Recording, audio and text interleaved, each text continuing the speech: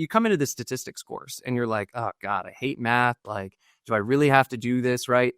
What you really need to be doing is saying, how is this course, how is this material, how is learning about a t-test or whatever it is going to make me the kind of person that I want to be, right? Right. How is this going to make me a more critical thinker? How is this going to make me a better clinician? How is this going to make me a better researcher?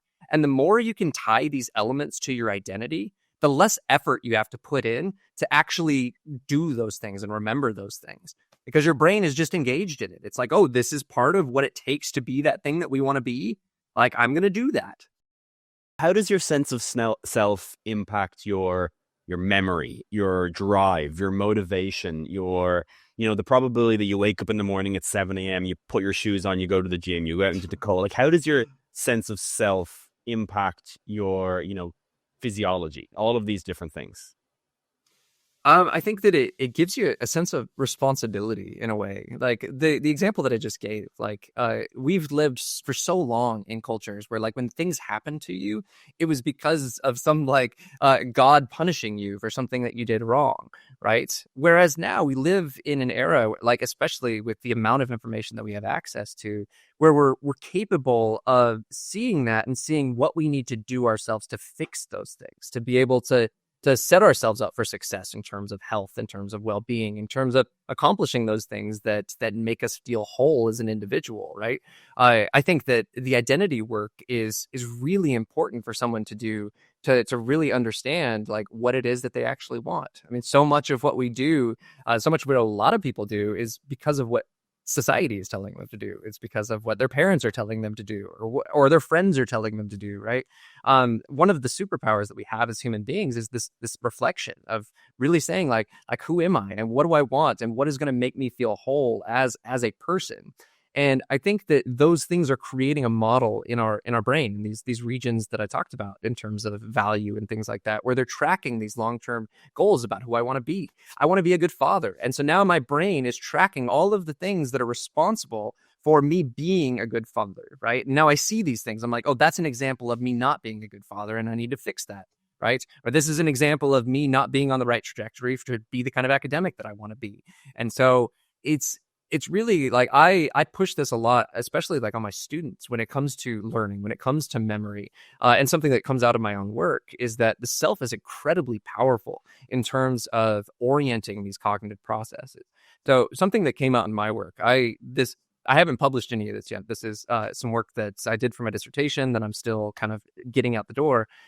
We brought people in and we interviewed them about their lives. We interviewed them about who they were, positive things that happened in their past, negative things, personal ideology. And we just had them just free flow, just tell us these things. And we recorded all of these answers. And then we put them in the scanner and we scanned their brains while they listened back to all these stories. But they also listened to a good friend tell all of those stories. And they also listened to a stranger tell all of these stories. And what we saw at the end of all of it was that when you're listening to yourself, and even to a certain extent when you're listening to your friend, your brain is way more engaged than when you're listening to a stranger, right? When you're listening to things that are important to you, about who you are, about what you want. I mean, that's what we're getting these people to talk about, right? That there was, and it wasn't effortful. We had them just sit in the scanner, just listen, right? We weren't telling them to like pay attention, but the regions for attention were way more active. The regions for memory were way more active. And so something that I try to tell my students in terms of like learning is like, okay, you come into this statistics course and you're like, oh God, I hate math. Like, do I really have to do this, right? What you really need to be doing is saying, how is this course, how is this material, how is learning about a t-test or whatever it is going to make me the kind of person that I want to be, right? How is this going to make me a more critical thinker? How is this going to make me a better clinician? How is this going to make me a better researcher? And the more you can tie these elements to your identity, the less effort you have to put in to actually do those things and remember those things, because your brain is just engaged in it. It's like, oh, this is part of what it takes to be that thing that we want to be.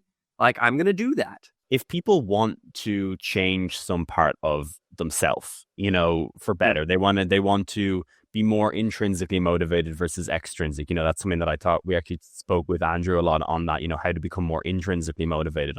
And I have a feeling that's tied to the self, being intrinsically motivated, absolutely foundationally tied to the self. Do we know, is there any actual research that really supports things that people can do to become more intrinsically motivated. I mean, I think that self-reflection there is key. And I mean, it comes back to like philosophical like concepts around like existentialism and things like that, where a lot of the like famous philosophers, Nietzsche and Kierkegaard and all these people that were really influential around meaning making, around like how do I find meaning in my life. A lot of the first steps in a lot of that is trying to get sense of like what are the things that I actually want. There's like this famous or whatever quote, I think it was Nietzsche that said it, but the thou shalts, like vanquishing all of these thou shalts, like you need to do this, you need to do that, like thinking about where a lot of your behaviors are coming from. Like, are you on this track to become a doctor because your parents have been telling you that you need to go to medical school your entire life? Or is it actually something that you truly wanted?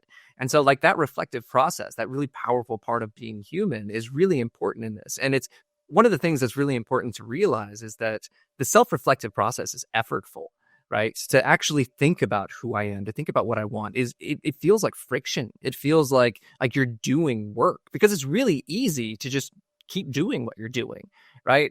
I give this metaphor when I think about like neuroplasticity, and I talk to my students about neuroplasticity to really highlight the fact that like change is really hard, like really hard, especially in adulthood. Like through adolescence, you have this really intense plastic period where you're driven by novelty. You can learn and you can like change who you are.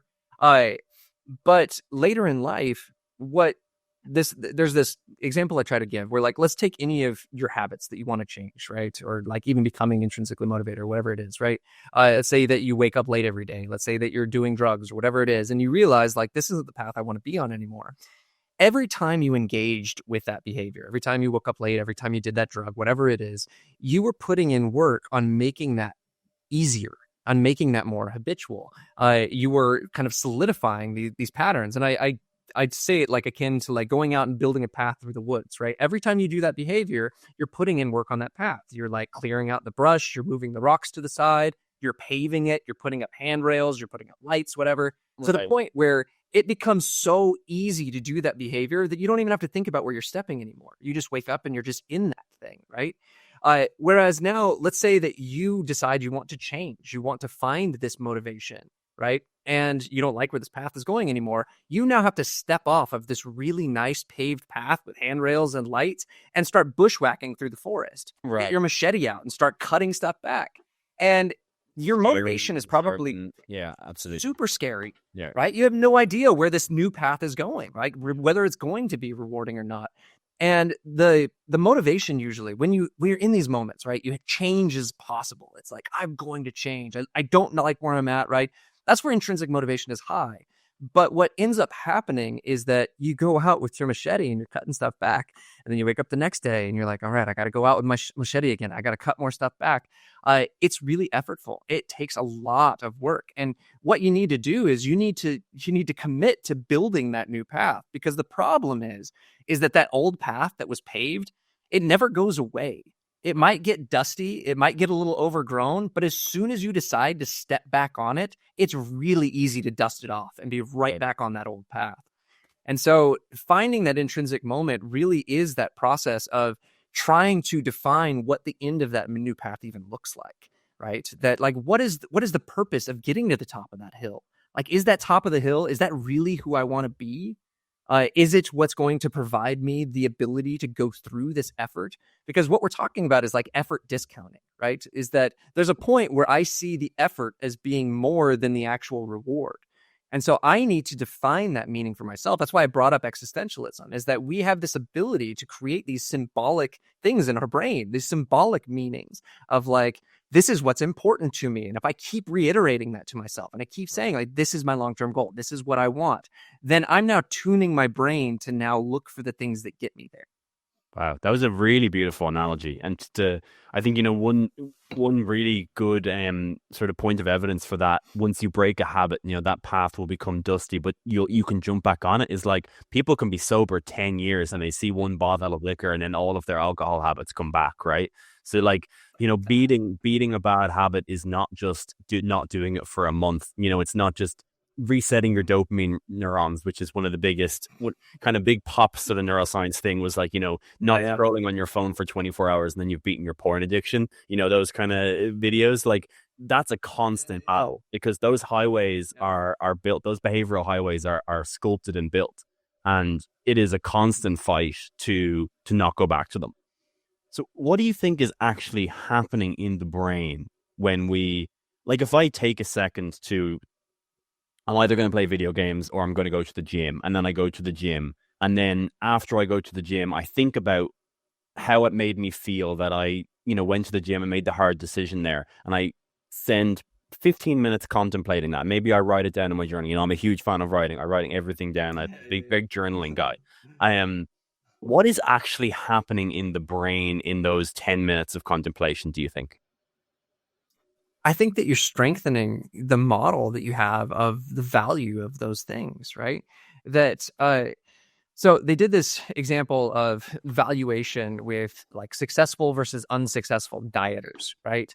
And they put them in the scanner and they had them look at like pictures of food that they really like ice cream or pizza or whatever it is. Like I think it was like tailored to the things that they were interested in. Uh, but what they found that was really different in the successful dieters versus the unsuccessful dieters is that the successful ones were able to they had the same signals coming up. So the unsuccessful dieters, they had the signal coming up from the midbrain that was like, ooh, that looks really good, right? It's this impulsive thing, like, ooh, I want that, right? I want to sit here and play video games, right? That's what really sounds nice right now.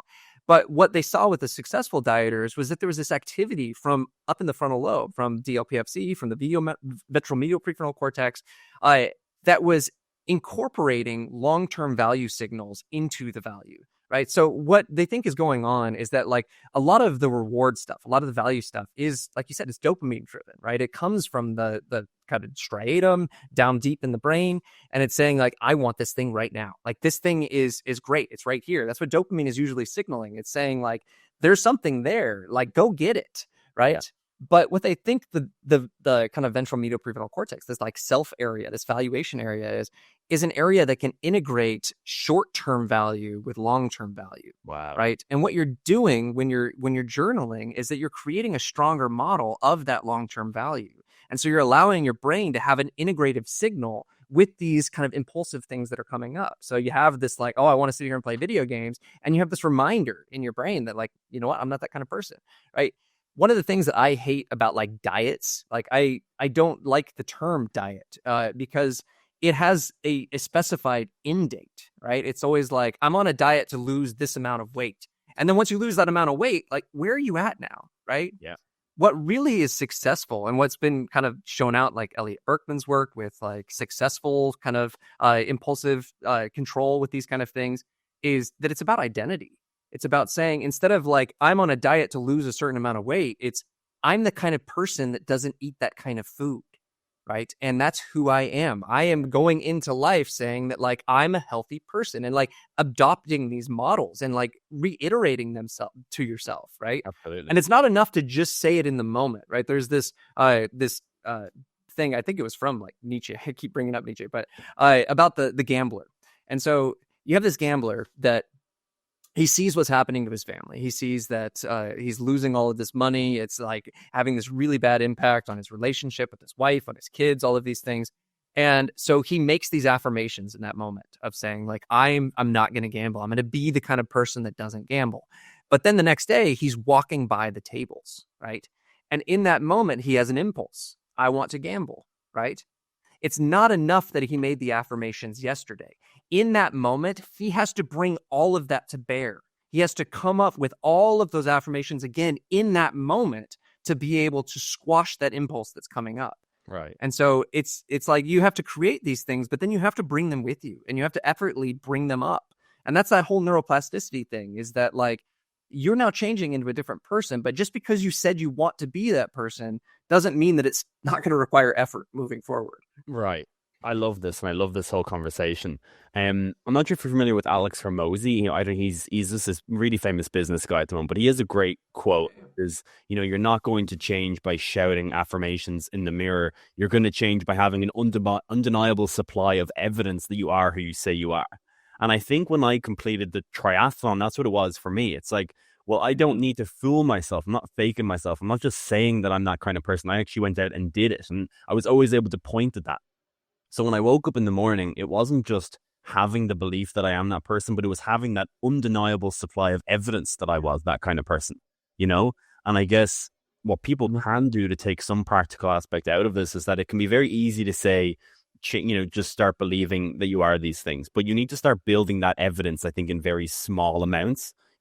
Like go out and do a 1 kilometer run, go to the gym and do a little bit. Because when you start having these affirmation moments and you start reflecting, you need to have that evidence in the back to point at and say that you actually are that person. Because I think otherwise you'll slip back into bad habits, or you just won't even believe yourself. You're kind of conning yourself unless you have that supply of evidence.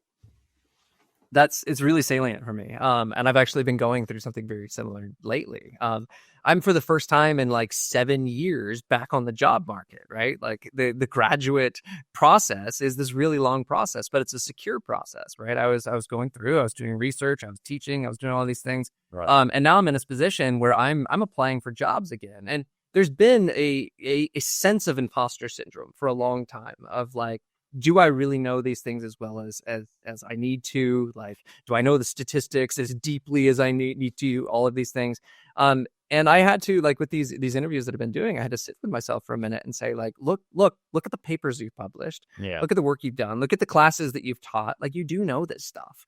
And you do have something that you bring to the table. But it took, like, reminding myself that I'm not an imposter and like having to bring, like you said, those pieces of evidence to bear to be able to have that confidence in yourself. Yeah. I love that. I love that. Hello, everyone. I really hope you enjoyed that short clip with Dr. Taylor Guthrie. We are trying everything we can to make the absolute best neuroscience content for you. So if you're appreciating it, then please subscribe to the channel. I really appreciate it. Go check out the main channel and the full episode with Dr. Taylor Guthrie now. We cover so many different aspects of social neuroscience. It really is a masterclass, and I really think you will enjoy it and learn a lot. Thank you so much, everyone.